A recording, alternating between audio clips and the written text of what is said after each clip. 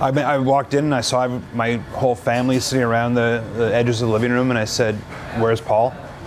And my mom came and said, "Alex, there's been a terrible tragedy in our family. Paul's dead." What I've gone through very recently, that's where my memories started. After the accident? Yeah. It happened at 3:45 in the afternoon on a school day in front of Concordia, in front of Loyola, in front of the Institute for the Blind, and he was going at least 100 kilometers an hour. Many people said more, but that's where they settled at. 100 kilometers an hour. Yeah. Through multiple school zones. But it was just so public. It was like, everyone's coming out of school at that time. University's clearing out. I can't imagine what it was like for the hundreds of people, literally hundreds of people, who witnessed the whole thing. And I've been hearing a lot about how people just didn't feel like they had agents or a license to kind of really grieve because it wasn't their family, their brother or whatever. But I've been hearing a lot over the last couple of weeks about what this podcast allowed people to do.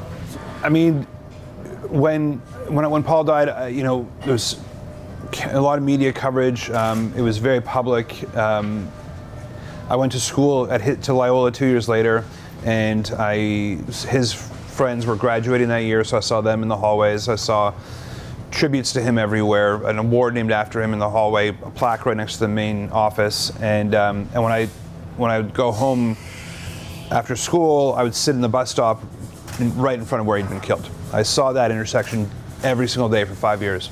So HEAT, which is an acronym for Help End Avoidable Tragedy, was formed by my dad, our neighbor Jack Klein, but the community in general as a response to it. Like this, they just couldn't abide by it, really. And the coroner in his report came up with something very interesting where he basically said, there's a part of the highway safety code that allows, that gives somebody crossing on a green light priority. There's another part of this highway safety code that provides for emergency vehicles responding to an emergency, that they could then take that priority and go through a red light. But the only way that person crossing the green light can know that is if the police alerts them. That's the great problem. At the time, there was a policy that said, don't use your sirens. It causes undue stress to the neighborhood, to the neighbors, and to the police officers. And the coroner rightfully pointed out, well, if you have no way of alerting that person crossing the green that they have to cede their right, their priority, well, then you're just asking for trouble. So HEAT was really focused on changing policy. They wanted to make it so that every police officer had to just drive rationally. You can't just risk killing hundreds of people to respond to an emergency. And in this case, it wasn't even an emergency. It was a mentally unwell person who was holed up in a hotel threatening to hurt himself with a knife. There was already an officer on site.